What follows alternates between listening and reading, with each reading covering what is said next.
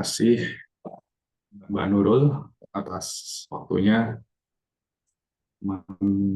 Sahabat-sahabat PSI sekalian, izinkanlah saya akan membawakan kultum dengan tema berharganya waktu dalam Islam.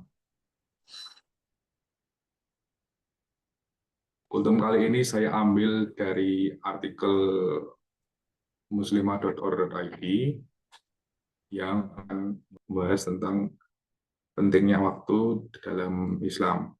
Baik, Bismillahirrahmanirrahim. Alhamdulillahirabbil alamin wassalatu wassalamu ala Rasulillah wa ala alihi wa ashabihi ajmain. Amma ba'd. Rabbi shrah li sadri wa yassir li amri wahlul 'uqdatam min lisani yafqahu qawli. Banyak orang-orang jurusan dunia yang berkata bahwa waktu itu adalah uang. Hal ini menunjukkan bahwa waktu itu benar-benar berharga, apalagi dalam Islam, maka hal itu lebih berharga lagi dan sangat-sangat berharga. Bahkan para ulama pun berkata bahwa waktu itu sebuah pedang. Kitabnya di kitab Al-Jawabul Kahwi karya Imam Ibnul Qayyim rahimahullah disebutkan bahwa Imam Asy-Syafi'i berkata, yang artinya waktu laksana pedang. Jika engkau tidak menggunakannya, maka ia yang malah akan menebasmu. Dan dirimu jika tidak tersibukkan kebaikan, pasti akan tersibukkan dalam hal yang sia-sia. Hal ini menunjukkan bahwa kita harus mengelola waktu, hal-hal yang berpositif dan bermanfaat. Dan juga janganlah sekali-kali menggunakan atau menyia-nyiakan waktu hal-hal yang sia-sia.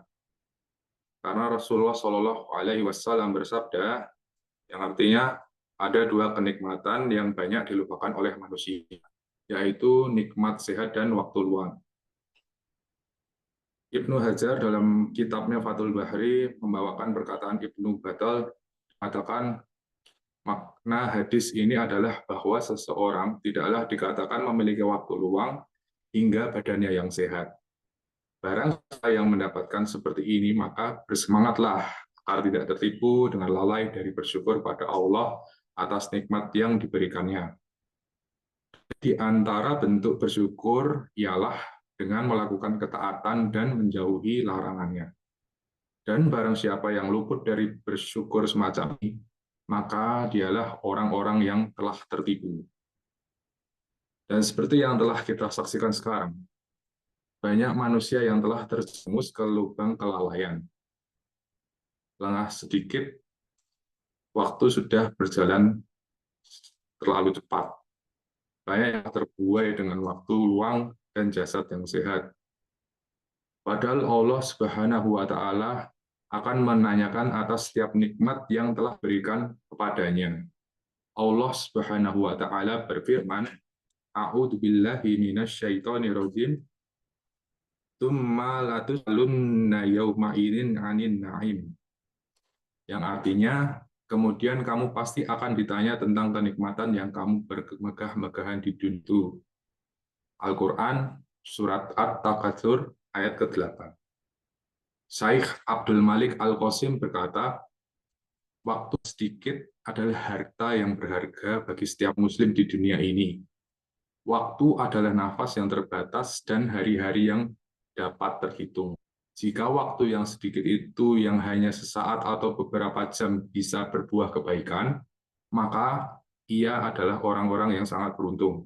Sebaliknya, jika waktu disia-siakan atau dilalaikan, maka sungguh ia benar-benar orang yang merugi. Dan waktu yang telah berlalu tidak mungkin bisa kembali selama-lamanya.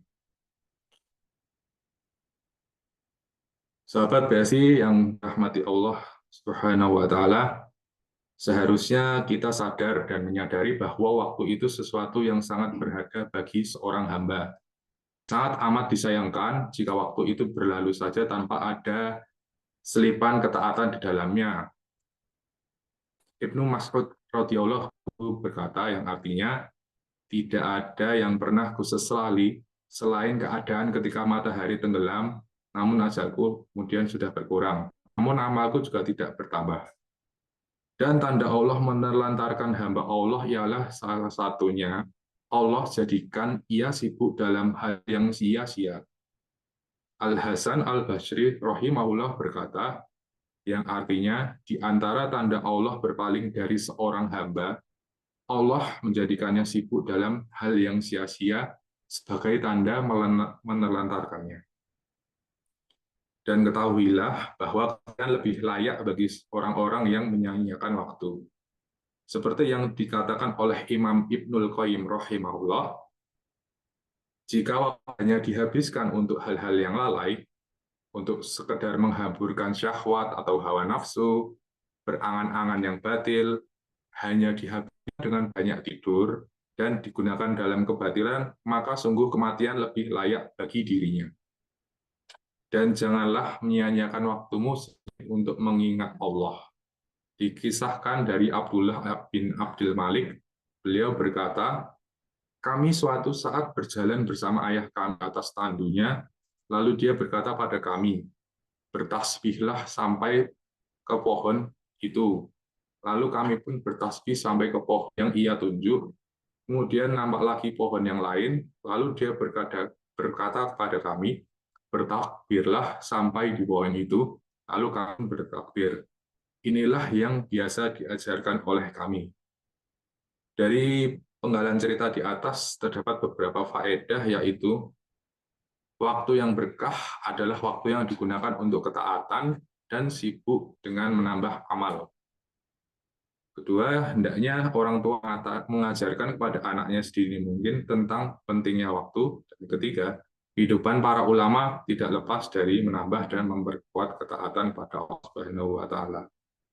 Setelah kita mengetahui waktu itu adalah hal yang sangat berharga, maka selanjutnya ialah bagaimana kita mengatur waktu itu sendiri. Kita bisa mengatur waktu kita di antaranya yang pertama, untuk mengusahakan membuat batasan waktu untuk aktivitas kita. Misal kapan kita bangun tidur, sampai jam berapa waktu kita bersih-bersih, lalu jam berapa kita belajar, bekerja, menulis, meringkas, menghafal, dan lain-lain. Yang kedua, meninggalkan suatu hal yang sia-sia, meskipun itu hal yang mubah dan yang berlebihan, seperti makan, nongkrong, ngobrol ngalor ngidul, dan lain-lain. Dari Abu Hurairah radhiyallahu anhu dan dari Nabi Shallallahu Alaihi Wasallam, beliau bersabda yang artinya di antara kebaikan Islam seseorang adalah meninggalkan hal yang tidak bermanfaat. Yang ketiga, jangan punya kebiasaan menunda-nunda. Keempat, memanfaatkan setiap detiknya untuk hal kebaikan dan amal ibadah. Yang terakhir, kelima, membuat jadwal belajar dan waktu mengulang pelajaran dan agama. Di dalam surat Al-Asr, Allah bersumpah dengan waktu, dan ini menunjukkan pentingnya masa atau waktu di dalam waktu terdapat keajaiban-keajaiban, di dalam waktu terjadi kesenangan, kesusahan, sehat, sakit, kekayaan, dan kemiskinan. Dan sesungguhnya waktu merupakan anugerah Allah Ta'ala. Nggak ada celah padanya, manusialah yang sebenarnya tercela karena tidak bisa memanfaatkan waktu dengan baik. Manusia juga tidak tahu berakhirnya waktu. Maka dari itu Allah Ta'ala banyak memerintahkan untuk segera berlomba-lomba dalam kebaikan. Nabi Shallallahu Alaihi Wasallam pun memerintahkan umatnya untuk bersegera melakukan amalan-amalan soleh. Al-Hasan Al-Basri rahimahullah berkata, wahai anak adalah engkau menunda-nunda amalan-amalan karena engkau memiliki kesempatan pada hari ini. Adapun besok, maka lakukanlah pada esok hari itu sebagaimana engkau lakukan pada hari ini. Jika engkau tidak bertemu esok hari, engkau tidak akan menyesali sikapmu yang menyia-nyiakan hari ini. Maka dari itu, sahabat PSI yang semoga dirahmati Allah Subhanahu wa Ta'ala, perlu kita ingat lagi bahwa waktu itu adalah nikmat yang luar biasa yang kita miliki. Waktu tidak bisa dinilai dengan materi dan kekayaan. Waktu berjalan dengan cepat dan tidak terasa. Waktu yang berjalan tak akan bisa terulang kembali. Waktu adalah kehidupan. Jika waktu habis, maka habislah kehidupan.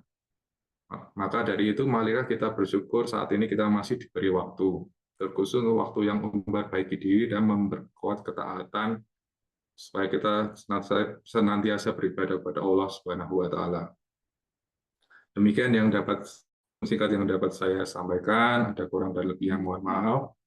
Wassalamualaikum warahmatullahi wabarakatuh. Saya kembalikan ke Mbak Nurul.